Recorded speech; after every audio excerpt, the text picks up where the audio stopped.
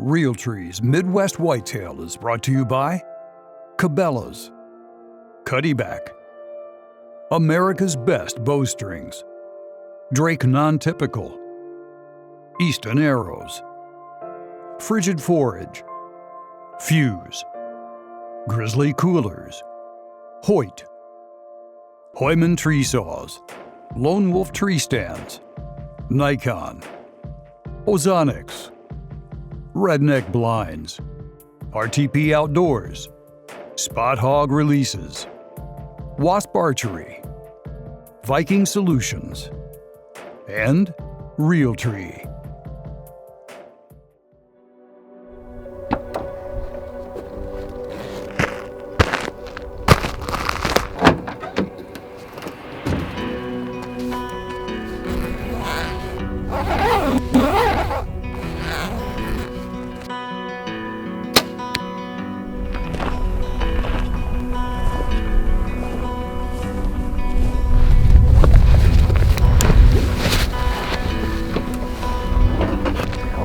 Welcome to the afternoon hunt on January 1st, 2019. I hope everybody's off to a great new year. This is a pretty exciting way for me to start mine. I haven't hunted in about 3 weeks. I'm set up over a cut corn plot.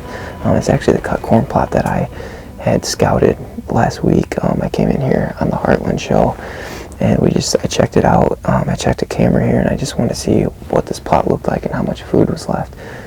Temps dropped really good last night. And I shouldn't say it's nothing crazy for late season. It's 27 degrees right now. But we had about a 20-degree drop, and we talk about those real cold snaps, those triggers, getting the low teens and single digits even. It may not be the freezing cold front that we really look for this time of year, but it's still a drastic change in temperature, and to be in the front, beginning or end of those fronts is pretty good for late season. So other than it being literally a fresh start with a new year tonight, I got a little excitement that I haven't had in a while. During this season, just hadn't gone as planned so far, and kind of hit my little bit of a personal rut where it's just kind of down and out. But it feels good to be back out tonight after taking some weeks off. We're gonna settle in, and looking forward to tonight's hunt. I'm actually self-filming. It's about one time a year I do this. It's not my favorite, but hopefully tonight's the night. But either way, anticipation's high, and it feels good to be back out here.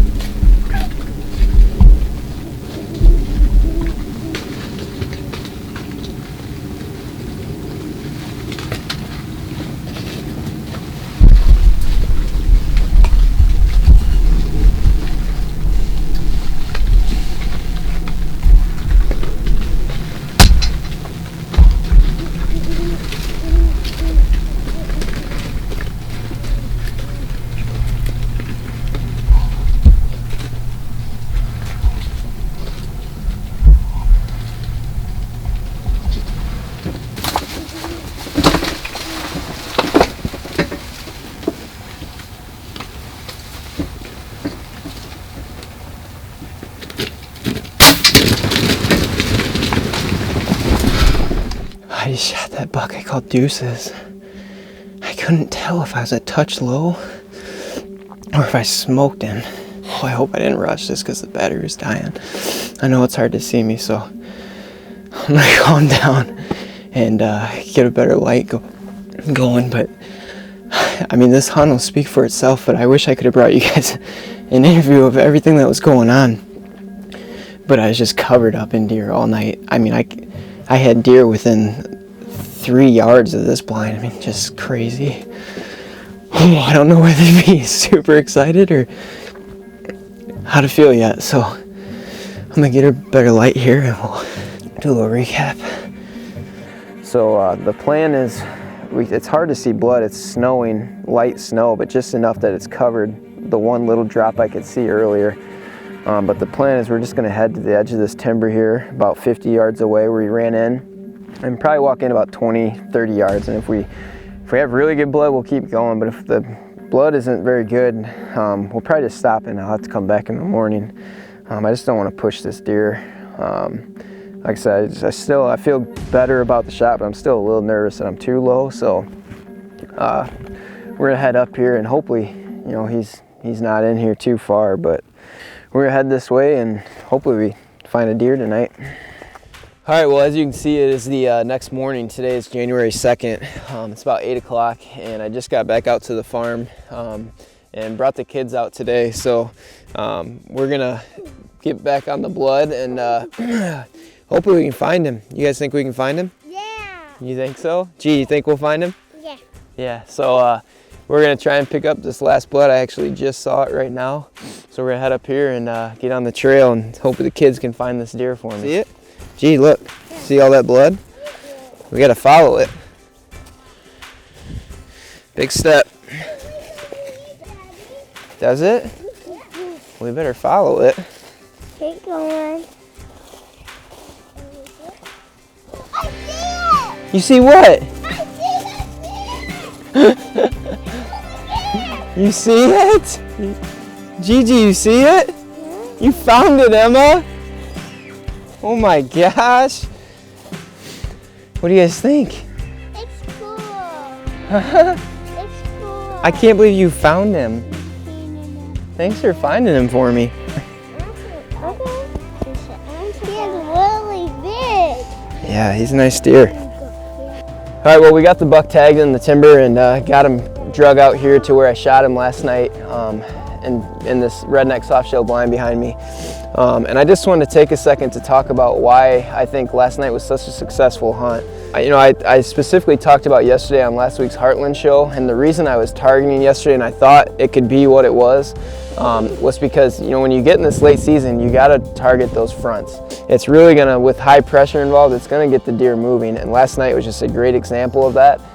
You know, this deer I think is 4 years old. I feel pretty good about him being 4. He's a new deer that moved in this year.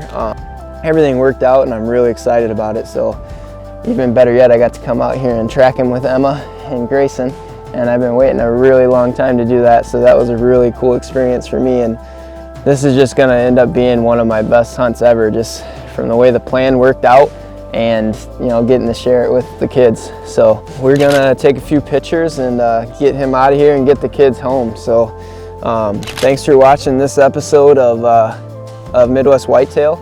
And thanks for following me this season. Well, me and Kaleb are down here this afternoon checking some cameras, and fortunately not a lot has showed back up on the property, but we were driving out and I think we just found our first shed of the year. Looks like a pretty good one under that tree. It might be one of the 4-year-olds I've got down here. I haven't got pictures of beams in quite a while, so I doubt it's him, but it does look like a pretty good shed, so let's go check it out.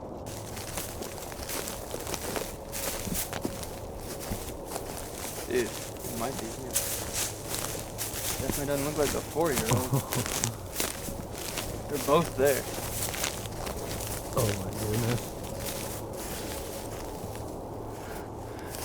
I'm pretty sure that is beams, 100%. What in the world? Dude, this deer has not been here for a month and a half. God damn. He's a lot bigger than I thought. Welcome back to Midwest Whitetail, the Heartland Show. It is January 2nd, and Kaleb and I wanted to take a minute today to kind of do a wrap-up of our season and just let you guys know how it went for us. We got 2 bucks in particular we're going to talk about today, and I'm going to start with the first one, Beams. He's a deer that I've had a lot of history with. He's an 8.5-year-old deer this year, and going into the season, I thought I had a really good chance at killing him early. Put in some food plots for him and everything, but unfortunately, we had a lot of flooding in this fall. We had a lot of rain, so I actually didn't get that deer to show up until almost November, and I was able to hunt him for a couple weeks. Thought I was getting in on him close, getting into his bedding area, and then all of a sudden he vanished. Had one picture of him middle of November, and he was gone all the way through shotgun season and up until a few days ago, actually.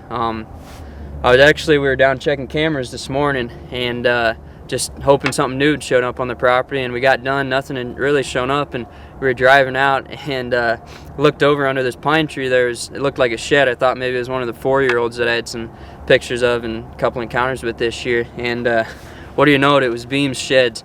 I do not know when he showed back up. Like I said, I had a picture of a buck, pretty big bodied buck that had shed just a couple days ago, and I mean, these are fresh drops. They've still got good fresh blood on the bottom of them, so I don't know. I mean, you see how we get the name Beams. He's got a heck of a beam on him, and honestly, he's a little bit bigger than I thought he was looking at him in person here with his antlers. But this is going to be one of my top bucks going into next year, and I can't wait to get after him again as a 9.5-year-old. But Kaleb's got a deer he's going to talk to you about quick as well. Yeah, so the deer I was hunting this year was Gimpy, and got a lot of pictures of him throughout the year. Had him at about 20 yards the first time I hunted the timber, but it was after camera light, and I had to pass him up. But Collins and I probably encountered that deer probably a dozen times. I mean, every time we stepped foot in that timber, we saw him pretty much. Yeah. But after shotgun season got done, we went in there and we put cameras back up, and lo and behold, we saw him again.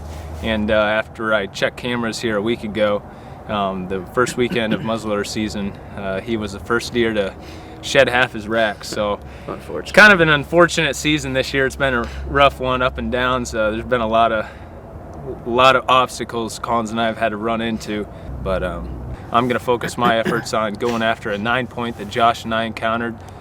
It's a nice 4-year-old deer. It's actually it's Josh's deer's son that Josh shot on my farm. What was it, 2 years ago? So it's a cool story with that deer, but hopefully Collins and I can get on him here pretty soon.